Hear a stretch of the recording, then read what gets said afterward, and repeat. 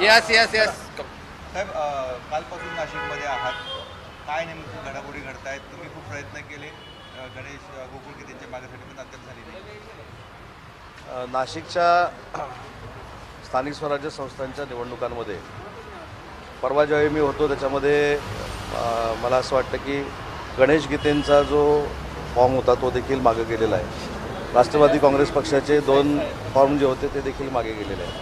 मालेगावचा एक जो फॉर्म होता तो देखील मागे गेलेला आहे. आता 2च फॉर्म शिल्लक आहेत, त्याच्यामध्ये गोकुळ गीते आणि प्रसाद हिरे. तर सकाळपासून मी 2दा प्रसाद हिरेंशी बोललो.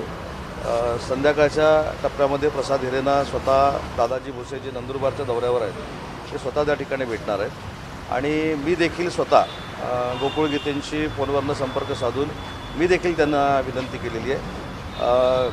गिरीश भाऊ देखील काल जळगाववरनं रात्री नाशिकमध्ये पोचलेले आहेत. आमचं दोघांचंही ठरलेलं होतं की नाशिकमध्ये येऊन थांबायचं.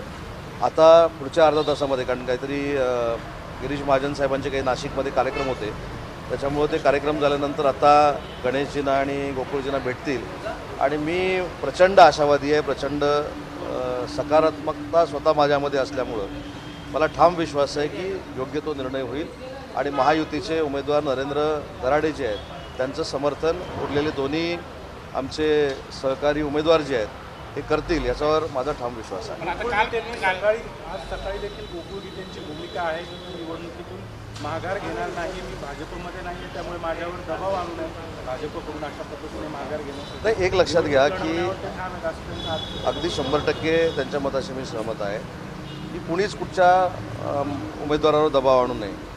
मी स्वतः मी रेकॉर्डिंग करत नाही, पण मी जर रेकॉर्डिंग गोकुळजींबरोबरचं बोलताना जर ठेवलं असतं तर मी तुम्हाला नक्की ते ऐकून दाखवलं असतं.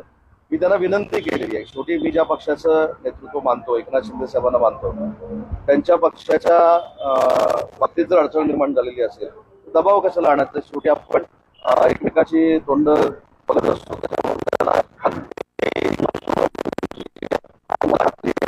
महाजन आणि मी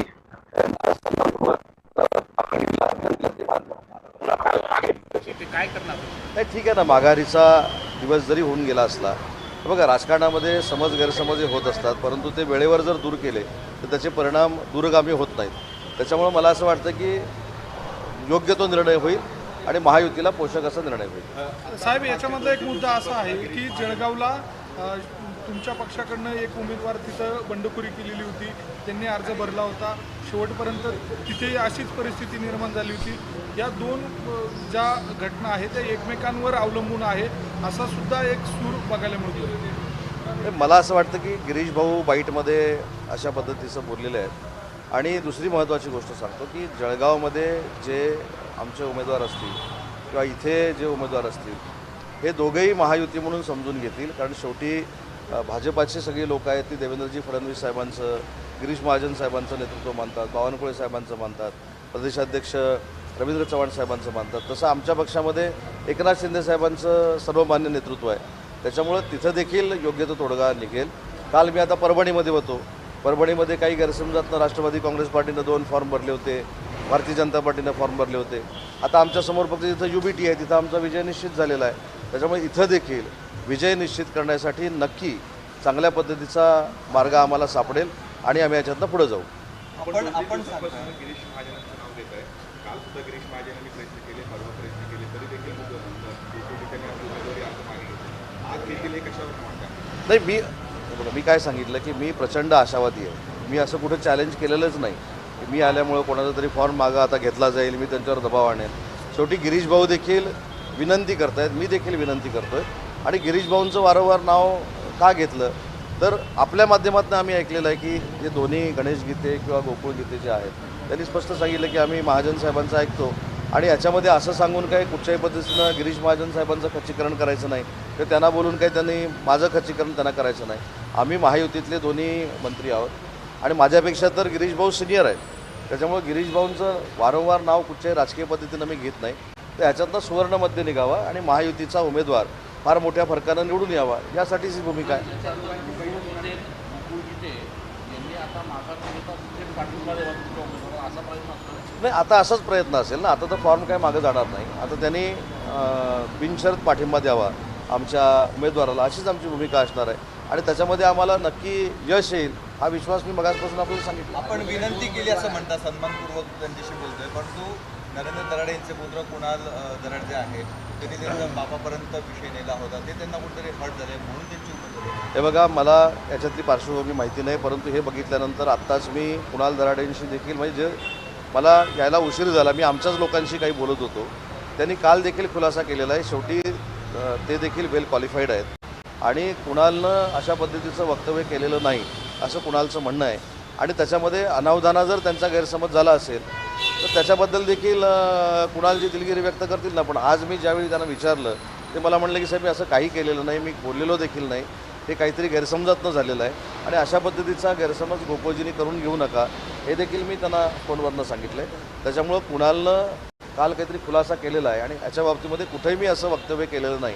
कारण शेवटी बघा, त्यांच्या घरामध्ये देखील 2-2 आमदार आहेत, राजकीय वारसा त्यांना देखील आहे, ते देखील एका पक्षाचे जिल्हाप्रमुख म्हणून काम करत आहेत. त्याच्यामुळं त्यांना देखील माहिती आहे की राजकारणामध्ये कशा पद्धतीनं वागलं पाहिजे. आणि अनावधानानं काय झालं असेल तर मी स्वतः कुणाला त्यांच्यासमोर घेऊन जाईन असं काही नाही. परंतु आज मी चर्चा केली त्यांच्याबरोबर, त्याच्यामध्ये त्यांनी सांगितलं की हा गैरसमजातनं काही लोकांनी चित्र निर्माण केलं आहे आणि त्या चित्रातनं निर्माण केलेलं चित्र आहे आणि त्याचा गैरसमज गोकुळजींचा झाला आहे. आणि कुणी चित्र निर्माण केलं आहे, कशा पद्धतीनं केलं आहे हे थोडंफार आता मी पण 25 वर्ष राजकारणात असल्यामुळे मला कळतं आहे. त्याच्यामध्ये गिरीश भाऊंना ओढण्याचा कोण लोक प्रयत्न करतात, काही लोकांना गणेश गीते साहेबांना त्याच्यात नाहक ओढायचं आहे, गोकुळजींना गैरसमज करून द्यायचा आहे. या सगळ्या गोष्टी राजकारणातल्या आहेत, राजकारणात हे होत राहतं. परंतु अनावधानानं तसा काही जर गैरसमज झाला असेल तर गोकुळजींच्या समोर मी स्वतः कुणाला घेऊन जाईल. पण साहेब, आपण स्वतः प्रयत्न करताय, तुम्ही खूप प्रयत्न करताय, जे उमेदवार आहे ते आत्तापर्यंत मतदारांना भेटले तर नाही जास्त तक्रार आहे, पण जे त्यांचे विरोधक आहेत गोकुळ गीते त्यांना किंवा निधी जाऊन त्यांची भेटणं अपेक्षित होतं, भेटले असते तरी विचार करता असं गोकुळ गीते कारण नाही, आता मी काय म्हटलं की मी स्वतः मंत्री आहे, म्हणजे नरेंद्र दराडे साहेबांपेक्षा पक्षातले अधिकार साहेबांनी मला जास्त दिलेला असल्यामुळं मी नाशिकमध्ये आहे. मी प्रसादजींना देखील म्हटलं की तुमची इच्छा असेल तर मी मालेगावला तुम्हाला भेटायला येतो. हे बघा, हे मित्रपक्षामधल्या ज्या काही गोष्टी आहेत त्याच्यामध्ये एकामेकाच्या घरामध्ये जायला काही प्रश्न आहे असं मला वाटत नाही. आता हा विरोधकांकडे मी जाण्याचा प्रश्न असता किंवा नरेंद्र दराडेंनी जायचा प्रश्न असता तर आम्ही विचार केला असता. कारण राजकारणामध्ये जरी समोरच्या पक्षाबरोबर संबंध असले तरी त्या निवडणुकीच्या कालावधीमध्ये ठेवू नयेत असे समजणारे आम्ही कार्यकर्ते आहोत. आणि म्हणून मला जरी जावं लागलं गोकुळजींच्या घरी, मला जरी गणेशजींकडे जावं लागलं, मला जरी प्रसादजींकडे जावं लागलं तरी मला त्याच्यामध्ये काही कमीपणा नाही. आपल्याच कुटुंबातल्या माणसाचा जर गैरसमज झाला असेल तर आपणच तो दूर केला पाहिजे. साहेब, मुळात छान बोलता असं देखील म्हणाले की फक्त हे जे आश्वासन असतं की तुम्ही आत्ता थांबा आम्ही तुम्हाला पुढे देऊ किंवा पुढे पद देऊ, हे त्या दिवसापुरतं असतं, नंतर काही होत नाही. ते कोणाबद्दल बोलले मला खरंच काय माहिती नाही. परंतु मी शिंदेसाहेबांचा थोडा स्वतः ते मुख्य नेते झाल्यानंतरचा इतिहास सांगतो की खासदारकीच्या निवडणुकीला आम्ही हेमंत पाटील साहेबांना खासदारकीचं तिकीट देऊ शकलो नाही, भावना गवळींना आम्ही देऊ शकलो नाही, कृपाल तुमाणेंना आम्ही देऊ शकलो नाही. हे कमिटमेंटप्रमाणे तिन्ही विधान परिषदेचे आमदार झाले. त्याच्यानंतर नीलमताई गोरे उपसभापती होत्या, त्यांना देखील साहेबांनी सांगितलं होतं की तुम्ही जर आमच्यासोबत काम केलं तुम्हाला आम्ही परत विधान परिषदेमध्ये रिपीट करतो, त्यांना देखील केलं. त्याच्यानंतर बच्चूभाऊ कडूंसारखा एक कार्यकर्ता जो आमच्याबरोबर गुवाहाटीला होता, सगळं कष्ट त्याने सहन केले, त्याला देखील साहेबांनी विधान परिषद दिली. आणि इथलं उदाहरण आहे, कोणाला मानो कोण न मानो कोण काही त्याच्याबद्दल बोलो, परंतु ज्यावेळी नरेंद्र दराडे शिवसेनेमध्ये आले तरी साहेबांनी त्यांना कमिटमेंट दिली होती की बाबा मी तुम्हाला विधान परिषदेचं परत तिकीट देतो. त्याच्यावरनं साहेब ढळले नाहीत. त्याच्यामुळे शिंदेसाहेबांचा जर मुख्य नेते झाल्यानंतरचा जर आपण प्रवास बघितला किंवा पूर्वीचा नगरविकास मंत्री असतानाचा देखील प्रवास बघितला तर सर्वसामान्य माणसाला दिलेला शब्द ते पाळतात. आणि त्या बाबतीत जर गोकुळजींची किंवा गणेशजींची तशी इच्छा असेल मी साहेबांबरोबर त्यांचं बोलणं करून देईन. गणेश गीतेसाहेब स्वतः शिंदेसाहेबांना परवा रात्री भेटलेले आहेत गिरीश भाऊ महाजन साहेबांबरोबर, हे देखील आपल्या सगळ्यांना माहिती आहे. साहेब, शब्द दिला म्हणून केवळ उमेदवारी दिली, परंतु नरेंद्र दराडे यांच्याविषयी तुमच्या पक्षातच नाराजी आहे. गणेश गीतेंना शिवसेनेकडनं उमेदवारी द्यावी यासाठी तुमच्या पक्षातल्या काही लोकांनी प्रयत्न पण केले. नाही, मला ह्याच्यातली काही कल्पना नाही. शेवटी बघा 17 ठिकाणी भाजपाने जे उमेदवार दिलेले आहेत ते सगळेच काय पसंतीचे दिले तशातला भाग नाही.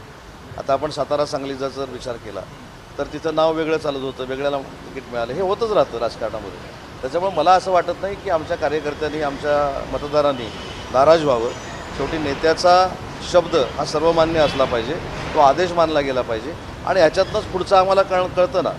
मुद्दा असा आहे की मला एखादी गोष्ट जर साहेबांनी सांगितली आणि मी जर ती ऐकली नाही तर ठीक आहे, आज हे तात्पुरत्या स्वरूपाचं होऊन जाईल, पण साहेबांना कळेल ना की मी किती निष्ठावान आहे, मी किती साहेबांना मानतो, मी किती शिवसेनेला मानतो. त्याच्यामुळे शिवसेना हा शिस्तप्रिय पक्ष आहे, आदेशावर चालणारा पक्ष आहे. त्याच्यामुळे साहेबांनी दिलेले आदेश हे प्रत्येक मतदाराला मान्य करावे लागतात. दादा बोलले गोकुळ किती असं म्हणतात का की दराडे माझ्या घरी एकदाही आले नाही मला समजावण्यासाठी.